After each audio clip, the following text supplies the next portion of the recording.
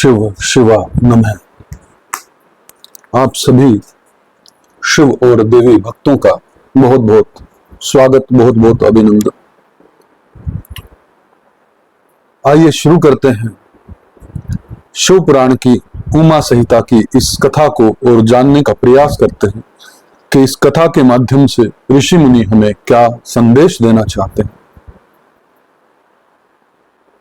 Topic है देवी के क्रिया योग का वर्णन, देवी की मूर्ति एवं मंदिर के निर्माण, स्थापन और पूजन का महत्व, परा अम्बा की श्रेष्ठता, विभिन्न मासों और तिथियों में देवी के व्रत, उत्सव और पूजन आदि के फल तथा इस संहिता के श्रवण एवं पाठ की महिमा। व्यास जी कहते हैं कि महामते, ब्रह्मापुत्र सर्वज्ञ सनत कुमार, मैं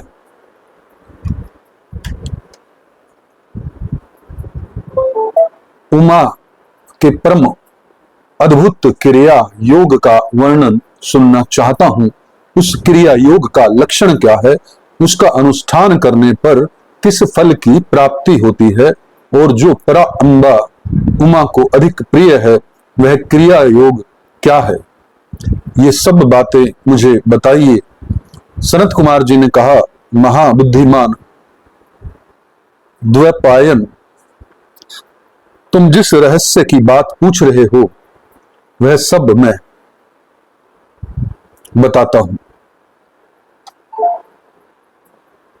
ध्यान देकर सुनो। ज्ञान योग, क्रिया योग, भक्ति योग, ये श्री माता की उपासना के 3 मार्ग कहे गए हैं जो भोग और मोक्ष देने वाले हैं। चित्त का जो आत्मा के साथ संयोग होता है उसका नाम ज्ञान योग है। उसका ब्रह्म वस्तुओं के साथ जो संयोग होता है उसे क्रिया योग कहते हैं। देवी के साथ आत्मा की एकता की भावना को भक्ति योग माना गया। तीनों योगों में जो क्रिया योग है उसका प्रतिपादन किया जाता है। कर्म से भक्ति उत्पन्न होती है, भक्ति से ज्ञान होता है और ज्ञान से मुक्ति होती है, ऐसा शास्त्रों में निश्चय किया गया है। मुनिश्रेष्ठ, मोक्ष का प्रधान कारण योग है, परंतु योग के ध्येय का उत्तम साधन क्रिया योग है। प्रकृति को माया जाने और सनातन ब्रह्मा को मायावी अथवा माया का स्वामी समझें, उन दोनों के स्वरूप को एक दूसरे से अभिन्न जानकर मनुष्य संसार बंधन से मुक्त हो जाता है।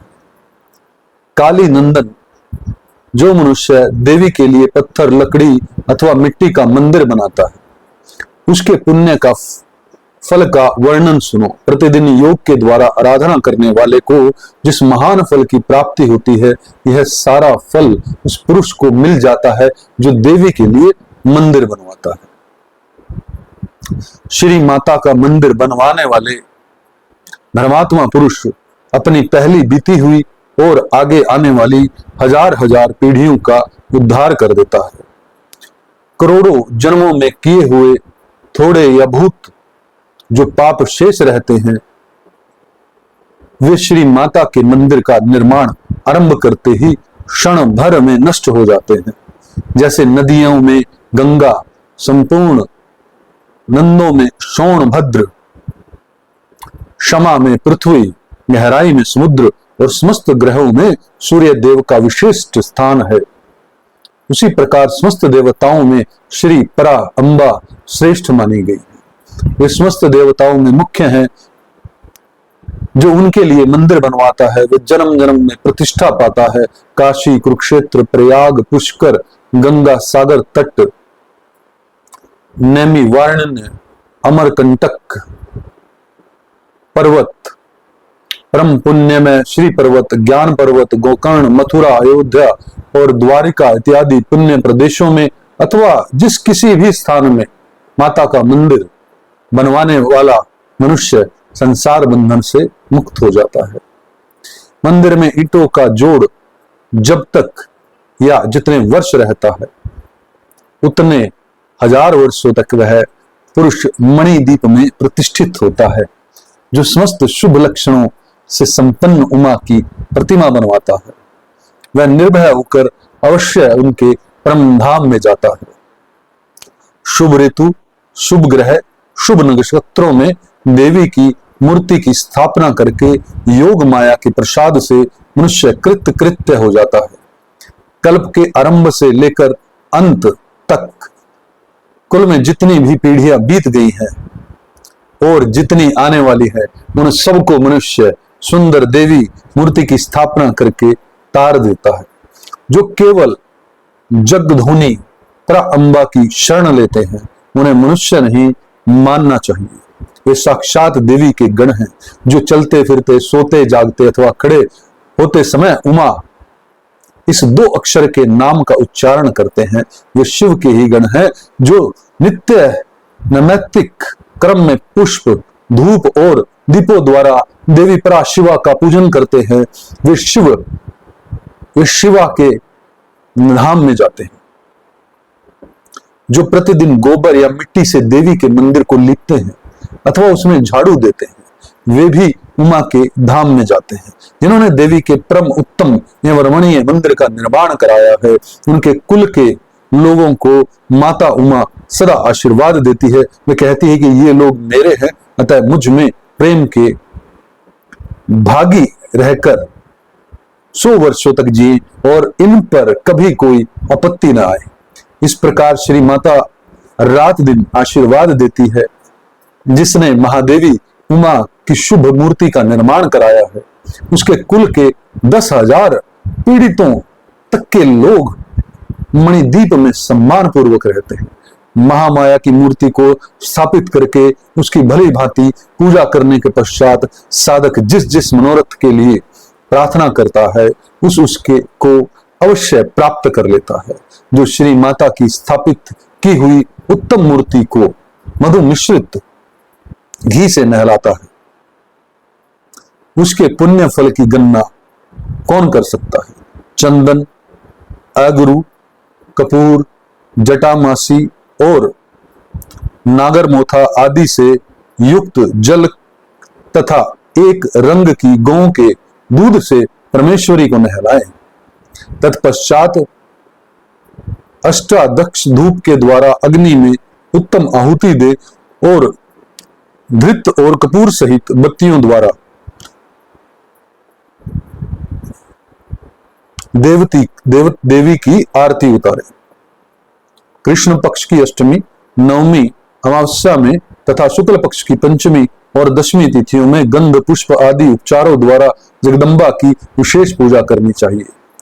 रात्रि सूक्त, श्री सूक्त तथा देवी सूक्त को पढ़ते या मूल मंत्र का जप करते हुए देवी की आराधना करनी चाहिए। विष्णु कांता और तुलसी को छोड़कर शेष सभी पुष्प देवी के लिए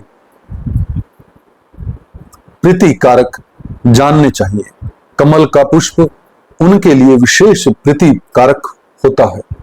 जो देवी को सोने चांदी के फूल चढ़ाता है, वह करोड़ों सिद्धों से युक्त उनके परम धाम में जाता है।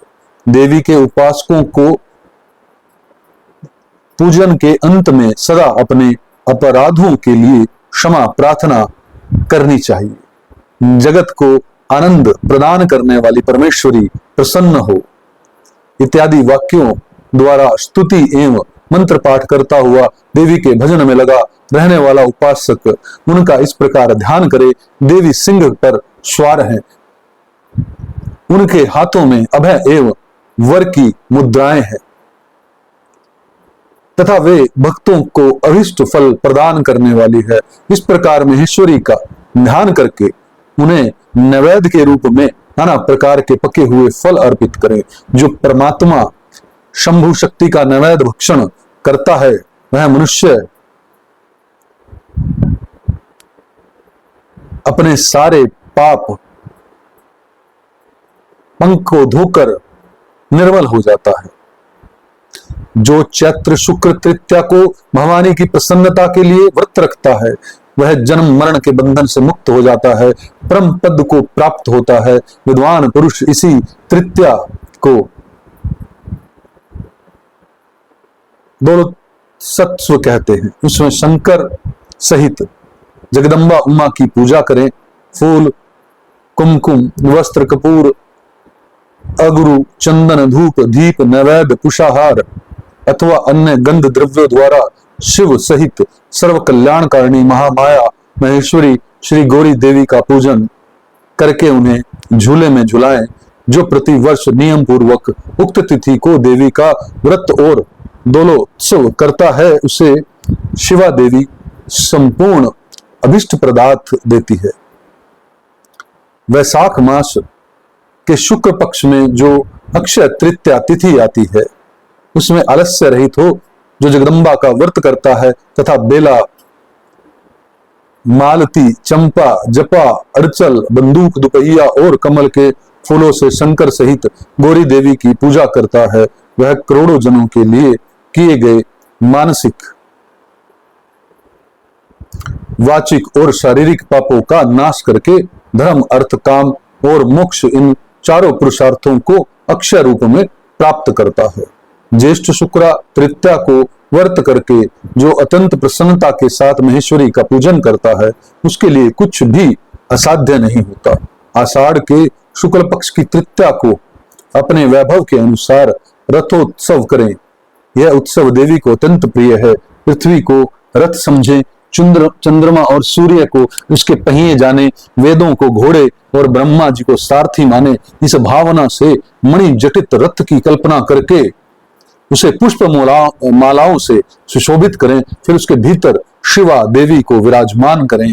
तत्पश्चात बुद्धिमान पुरुष यह भावना करे कि परा अम्बा उमा देवी संपूर्ण जगत की रक्षा के लिए उसकी देखभाल करने के निमित्त रथ के भीतर बैठी है। जब रथ धीरे धीरे चले तब जय जयकार करते हुए प्रार्थना करें, देवी दीन वत्सले, हम आपकी शरण में आए हैं, आप हमारी रक्षा करें। इन वाक्यों द्वारा देवी को संतुष्ट करें और यात्रा के समय नाना प्रकार के बाजे बजवाएं।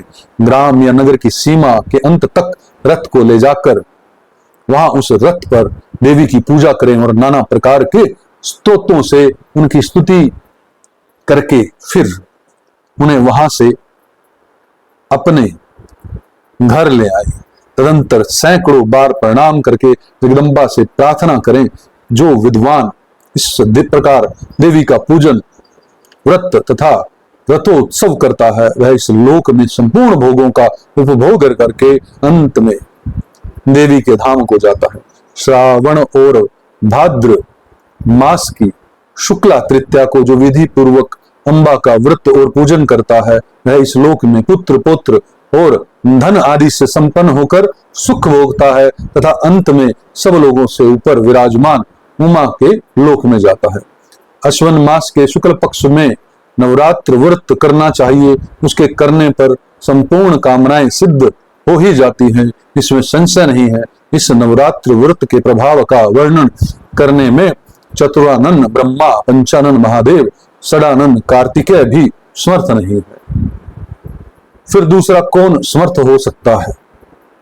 मुनि श्रेष्ठ, नवरात्र व्रत का अनुष्ठान करके विरत के पुत्र राजा सुरथ ने अपने खोए हुए राज्य को प्राप्त कर लिया। अयोध्या के बुद्धिमान नरेश, ध्रुव, संधि कुमार सुदर्शन ने इस नवरात्र के प्रभाव से ही राज्य प्राप्त किया, जो पहले उनके हाथ से छिन गया था। इस व्रत राज का अनुष्ठान और महेश्वरी की आराधना करके समाधि वैश्य संसार बंधन से मुक्त हो मोक्ष के भागी हुए थे।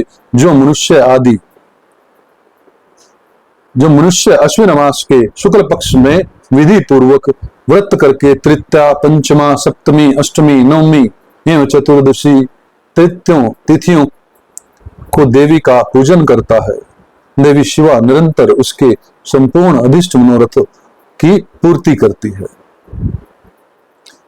जो कार्तिक, मार्ग, शीर्ष, पोष, माघ और फाल्गुन मास के शुक्ल पक्ष में तृतीया को व्रत करता है तथा लाल कलनेर आदि के फूलों एवं सुगंधित धूपों से मंगलमयी देवी की पूजा करता है, वह संपूर्ण मंडल मंगल को प्राप्त कर लेता है। स्त्रियों को अपने सौभाग्य की प्राप्ति एवं रक्षा के लिए सदा इस महान व्रत का आचरण करना चाहिए तथा पुरुषों को भी विद्या, धन एवं पुत्र की प्राप्ति के लिए इसका अनुष्ठान करना चाहिए। इनके सिवा अन्य भी जो देवी को प्रिय लगने वाले उमा महेश्वर आदि के व्रत मुमुक्षु पुरुषों को उनका भक्ति भाव से आचरण करना चाहिए। यह उमा संहिता परम पुण्यमयी तथा शिव भक्ति को बढ़ाने वाली है। इसमें नाना प्रकार के उपाराधान,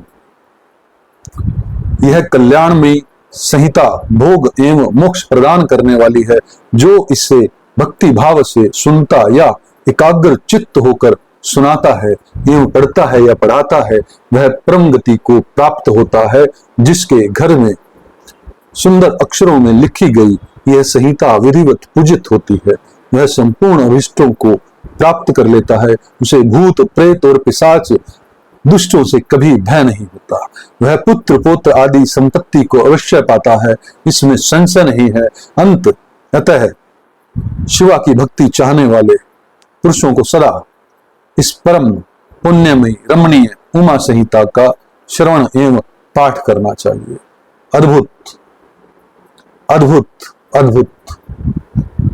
हे भक्तजनों, आप भाग्यशाली हैं कि शिव पुराण की इस उमा संहिता के अंदर देवी उमा या कहें शिवा या कुछ भी नाम ले लो, उनको किस तरह से आपको पूजा करनी है, उनकी किस तरह से व्रत करना है, कब किस दिन व्रत करना है, ये सब विस्तार पूर्वक बताया गया। धन्य है आप लोग, धन्य हूं मैं कि मुझ पर शिव शिवा ने इतनी कृपा की, इतना सामर्थ्य दिया इस वाणी के अंदर कि मैं शिव पुराण का गुणगान कर सकूं। बहुत बहुत धन्यवाद, बहुत बहुत धन्यवाद, बहुत बहुत धन्यवाद। ओम तत्सत, ओम तत्सत, ओम तत्सत।